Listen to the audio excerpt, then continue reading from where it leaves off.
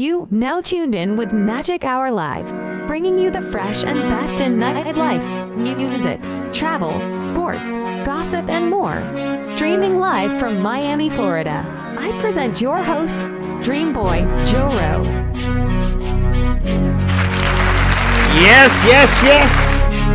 Yes, sir. We are live in Magic Hour Podcast. Oh my God, I just ripped that. We gotta go back from the beginning. Let's go back from the beginning. That was crazy. We are live on the Magic Hour Podcast. I'm your host, Lil Joe Rowe, Dreamboy, and we're checking in from Panama City Beach. I just had to redo that again. I don't know what the hell that was. That was crazy. But one of my cameras should be working if I'm not mistaken. I'm gonna get the other camera rocking and rolling right now. But as of right now, you guys got a sick view of the beach. The sun is beaming down right now. The sun is beaming down so hard right now. Oh my God. But it feels amazing. We're live in Panama City Beach. As you know, you see the tractors over there in the back getting ready for the season. Season is coming in, baby. Yes, sir. You know that. You know how it goes. We are checking in. Your boy Lil Joe. I'm in Panama City Beach for a little bit. We're on tour over here in Panama. We're gonna have fun. We've connected with a couple people and like DJ South Beach, a couple DJs that DJ at Senor Frogs. We're gonna see him tomorrow at the Burrito Factory. He'll be DJing there. So let me just pull up my first camera so you guys can see me. You know what's going on. Your host, Lil Joe Rowe, Dreamboy. Here I am. And let me put on my camera so you guys can see this. Because without camera, what fun is it? Oh my God, what's going on with my mic? My mic is acting up right now too. Give me a minute. Let's get it right. Let's get this corrected because you know what? We're on basically mobile podcast setup. We're at the mobile podcast setup.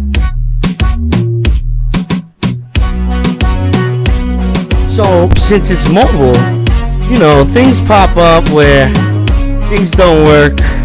Sometimes it's hard to get things correct.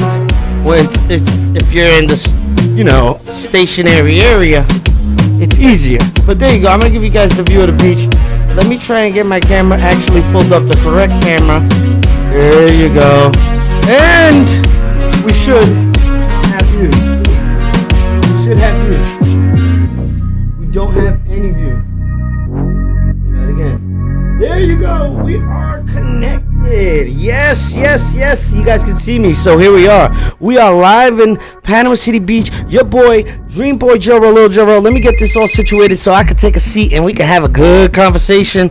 And I can invite everybody to connect with us in the stream. Yes, sir. Your boy. So we are. You guys can see me now. And I can see you.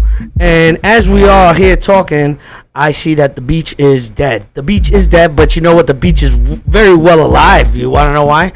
Because it's about to come back to life. You guys all know that Panama City Beach is a very big spring break town. When spring break comes around, this place is flooded with college kids and everybody's out here partying. I mean, I remember when I came out here, when I was in Georgia, and we used to drive all the way down here. I don't remember how long it took from where exactly I was at in Georgia. But when I was in Georgia, we used to drive down here to Panama City Beach, to these same beaches. You know, I don't remember exactly where we used to stay, but we used to stay at one of the biggest hotels where all of us stayed, and it was a big wall that curved. And since the hotel, everybody that we knew stayed there, it was just like a big reunion for everybody back from Georgia when we came to Panama City Beach. You know, I love the blue waters. I love beaches. As y'all may or may not know, I'm from Strong Beach, Long Beach, New York, not California. That's Long Beach, New York, not California. LBNY. Shout out to all my West End Wombats. Shout out to all my people from Long Beach High School, the Bulldogs. Big shout outs to the Bulldogs. And also people from West School, you know, West End Elementary, Mrs. Schneider. No, yeah, that was the principal, Miss Schneider, back in the day in Long Beach. He was one of the best principals. I was always getting in trouble, so she was trying to always be as nice as she could to me because, I was always in trouble. But she was an amazing principal. But let's get back to it. We here in Panama City Beach. If anybody is connected and knows anybody in Panama City Beach, contact them and tell them to connect with me. Let's get them on the podcast. We're trying to get some people invited out on the podcast. We want to get amazing, creative, interesting people that have, will to talk and want to talk about interesting and cool topics that are happening today in music, nightlife, gossip, fashion, travel, and all that good stuff over there, So I want to jump into a little topic that I could think of. Miami is not Miami anymore. When I first went to Miami, I'm not saying that Miami isn't Miami because, Miami is always on crack. Miami is always on crack. Like, if you know what I'm talking about, if you know, you know. But, because people go to space at 9 a.m. There's people that go religiously to space on Sunday instead of the cathedral. They go to space on Sunday and instead of going to the cathedral, and it's well and alive. But you know what? I think it's oversaturated with the same people, the same big clients, the same DJs, the same rap artists. I can name 5 of the rap artists that do South Beach about 3 times a month, 3 to 4 times a month, and that's a lot. Because think about this: cities like Atlanta and cities like North Carolina, South Carolina, or Virginia, them cities don't get big artists more than once a month. But for Rick Ross does Vendome on Monday. On Friday, he does Mr. Jones. And on Sunday, he's doing Live on Sundays. So Rick Ross does 3 clubs in 1 week.